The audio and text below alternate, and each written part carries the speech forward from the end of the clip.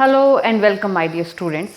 पिछले मॉड्यूल में हम लोग ऑलरेडी डिस्कस कर चुके हैं कि लेटर राइटिंग का बेसिक फॉर्मेट क्या होता है, और उसके साथ साथ हमने ये भी डिस्कस किया था कि लेटर ऑफ कंप्लेंट या लेटर टू एडिटर कैसे लिखते हैं।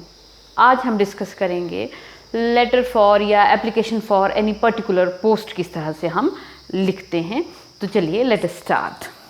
पहले हम फॉर्मेट ऑलरेडी डिस्कस कर चुके हैं। इधर हम लिखेंगे सेंडर्स एड्रेस, भेजने वाले का पता, यानी कि हम लोगों का पता।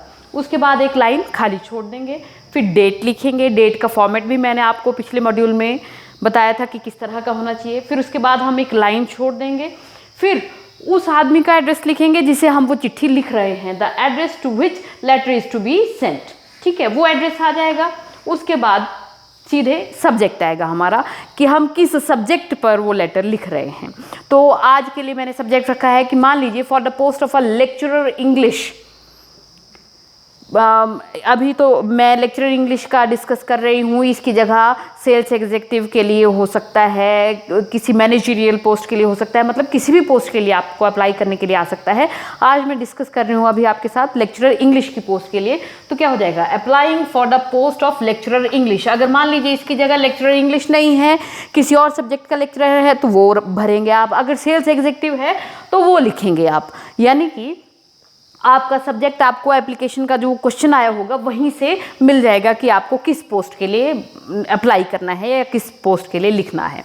तो इसकी भी शुरुआती जो लाइन है वो सेट ही रहेंगी। फॉर्मेट ये आपने हमेशा सेम ही रखना है, शुरुआती लाइन्स और आखिर की लाइन का, और हल्की फुल्की चेंजेस करके चल पड़ेगा हमारा काम। तो सबसे पहले सैल्यूटेशन आ गई। Esteemed sir, kindly refer to your advertisement appeared in the Tribune. अब द ट्रिब्यून की जगह आप किसी भी और अखबार का नाम भी लिख सकते हैं। For the post of lecturer English on 2 October. क्या है, kindly refer to your advertisement, कि आप अपनी एडवर्टीजमेंट को रेफर कीजिए जो कि अपीयर हुई थी द ट्रिब्यून नाम के अखबार में। किस पोस्ट के लिए, for the post of lecturer English. अब मान लीजिए आप सेल्स एग्जीक्यूटिव की पोस्ट के लिए अप्लाई कर रहे हैं, तो यहाँ पर भी आप लेक्चरर इंग्लिश की जगह क्या लिख देंगे, सेल्स एग्जीक्यूटिव। ऑन 2 अक्टूबर, 2 अक्टूबर की अखबार है कहते वो। I wish to apply for the same post, मैं उसी पोस्ट के लिए अप्लाई करने की इच्छा रखता या रखती हूँ। ये शुरुआती लाइन्स आप हमेशा किसी भी पोस्ट के लिए अप्लाई करते वक्त याद रखेंगे। इसमें बस सिर्फ पोस्ट का नाम चेंज करेंगे, बाकी वैसे का वैसा ही लिखेंगे। उसके बाद आ गया कि आपको डिटेल में लिखना है कि हाँ जी मेरी क्वालिफिकेशन ये है, मैं इतने साल का हूँ, या और मेरा एक्सपीरियंस क्या है, किस तरह की मेरी कैपेबिलिटीज़ हैं, I am the most suitable person of for this post. वो सारी डिटेल बीच में लिखेंगे आप। बॉडी ऑफ द लेटर जो जिसको हम कहते हैं वो नेक्स्ट पैरा में लिखेंगे। और आखिरी लाइन भी आप हमेशा किसी भी पोस्ट के लिए अप्लाई करते हुए सेम रखेंगे। वो क्या होगी, आई बिसीच यू, बिसीच करना, request you, I request you to consider my application and expect a positive reply. मैं बिसीच कर रहा हूँ आपको, रिक्वेस्ट कर रहा हूँ कि आप मेरी एप्लीकेशन को कंसीडर करिए, और मैं एक्सपेक्ट करता हूँ आपसे क्या, एक पॉजिटिव रिप्लाई। जब भी आप किसी पोस्ट के लिए अप्लाई करेंगे तो शुरुआती लाइन्स और ये आखिरी लाइन आप हमेशा सेम रखेंगे, और उसके नीचे आप लिख देंगे योर्स सिंसियरली या योर्स ट्रूली, अपना सिग्नेचर कर देंगे। फिर आपका नाम आ जाएगा खुद का, या जो भी नाम वहाँ पर लेटर में आपको लिखने के लिए दिया गया होगा वो लिखेंगे। फिर इसमें एक नई चीज़ आप करेंगे, एनक्लोजर्स लिखेंगे। एनक्लोजर किया का मतलब हो गया एनक्लोज, जो चीज़ की है हमने, जो साथ लगाई है। ठीक है, तो इस एप्लीकेशन के साथ हम कुछ और भी भेज रहे हैं, इसका मतलब ये हो गया एनक्लोजर। जब आपने यहाँ लिखा तो इसका अर्थ ये हो गया कि एनक्लोजर, इस एप्लीकेशन के साथ साथ हमने कुछ और भी भेजा है। तो वो क्या आ जाएगा, नंबर 1 आप अपना रिज्यूम भेजेंगे। रिज्यूम का मतलब हुआ आपका जो कंप्लीट डिटेल है। करिकुलम विटा, करिकुलम विटा एक लैटिन वर्ड है, इसका अर्थ हुआ कि कोर्स ऑफ लाइफ, आपका कैसा कोर्स ऑफ लाइफ रहा है, अभी तक आपने क्या क्या किया है, वो सारा जो है या तो आप रिज्यूम में लिखेंगे उसको, या फिर करिकुलम विटा करके लिखेंगे, वो लिखेंगे। और साथ में यूँ ही लिख देंगे कि कॉपीज़ ऑफ टेस्टिमोनियल्स भी आप भेज रहे हैं। दैट मीन्स आपके जो सर्टिफिकेट्स हैं उसकी कॉपीज़ भी भेज रहे हैं। अब इसके बाद इंपॉर्टेंट स्टेप हमारा आ जाता है कि हमें रिज्यूमे किस तरह से लिखना है, करिकुलम विटा किस तरह से लिखना है, वो सीखना है। बड़ी सिंपल चीज़ है, लेकिन उससे कोई भी लेटर फॉर एप्लीकेशन जो है वो बहुत ही इम्प्रेसिव और खूबसूरत बन जाता है। ये सब लिखने के बाद हम अपना रिज्यूमे लिखना शुरू करेंगे।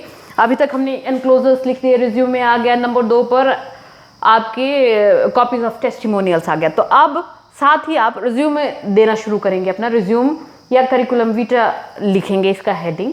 ठीक है, मैंने रिज्यूम लिखा है, तो कैपिटल्स में लिख दिया आपने रिज्यूम। रिज्यूम मतलब अपना पूरी डिटेल देंगे अब आप।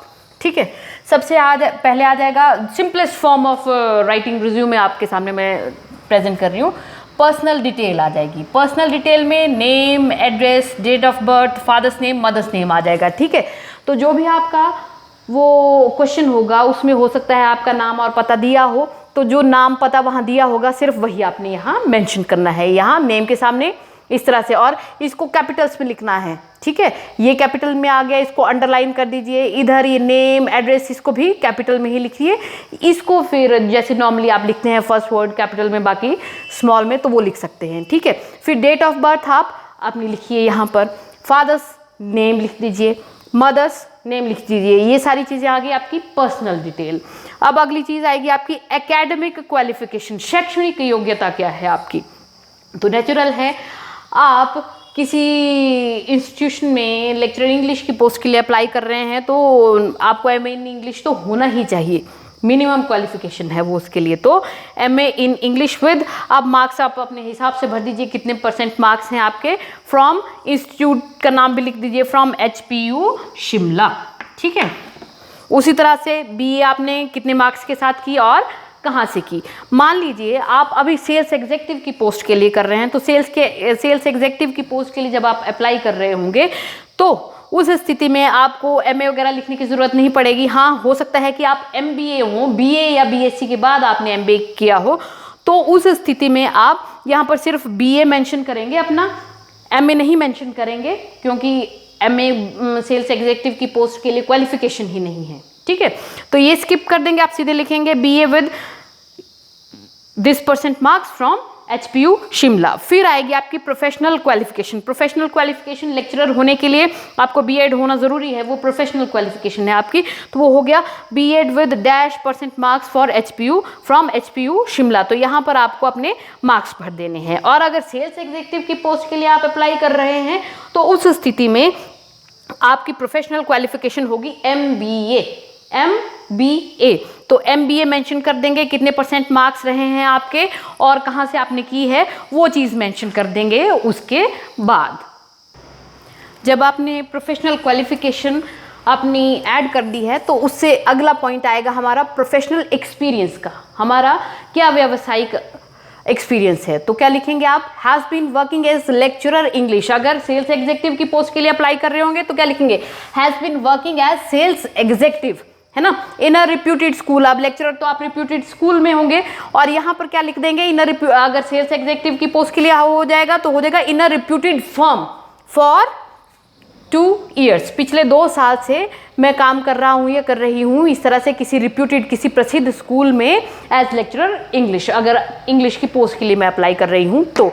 और उसके बाद गोल, ये आप स्किप भी कर सकते हैं और चाहें तो लिख भी सकते हैं, इट इज़ ऑप्शनल। गोल क्या है आपका, guide the students to the best of my abilities, की बच्चों को गाइड करना है जितनी मेरे अंदर बेस्ट एबिलिटीज़ हैं उनके साथ।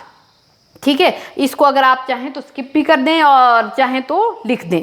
जब आप कंप्लीट इस तरह से रिज्यूमे अपना लिख लेंगे, और इस चीज़ को जब आप नोटबुक पर लिखेंगे तो इस चीज़ का खास ख्याल रखेंगे कि जिन भी चीज़ों को मैंने कैपिटल में लिखा है और अंडरलाइन किया है, वो उसको आप बिल्कुल जैसे नोट मेकिंग में हेडिंग की तरह ट्रीट कीजिए, यानी कि इसको ब्लैक पेन से लिखिएगा आप। जितने भी आपके ये सबसे पहले आया पर्सनल डिटेल, फिर उसके बाद एकेडमिक क्वालिफिकेशन आया, उसके बाद प्रोफेशनल क्वालिफिकेशन आया, फिर प्रोफेशनल एक्सपीरियंस आया और गोल। इसको आप हमेशा कोशिश करिए कि ब्लैक पेन से ही लिखें, कैपिटल्स में ही लिखें और अंडरलाइन ज़रूर करें।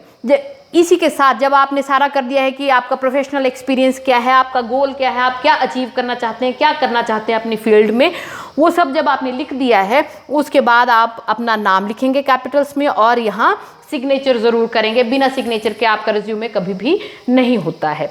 बस ये सारी प्रोसेसेस हैं। अगर आप रिज्यूमे ऐड कर देते हैं या करिकुलम वीटा ऐड कर देते हैं किसी एप्लीकेशन के साथ, तो मिनिमम 2 मार्क्स तो आप यही मान के चलिए कि आप अपने रिज्यूमे को लिख करके ही स्कोर कर लेंगे, मिनिमम 2 मार्क्स, ठीक है। और जब भी आप किसी भी पोस्ट के लिए अप्लाई करने की लेटर या एप्लीकेशन लिखते हैं, तो मुझे लगता है कि रिज्यूमे या करिकुलम विटा जो है वो उसका इंटीग्रल पार्ट होता है। तो जब भी आप इस तरह की कोई लेटर लिखेंगे तो रिज्यूमे या करिकुलम विटा ज़रूर उसमें आप ऐड करिए।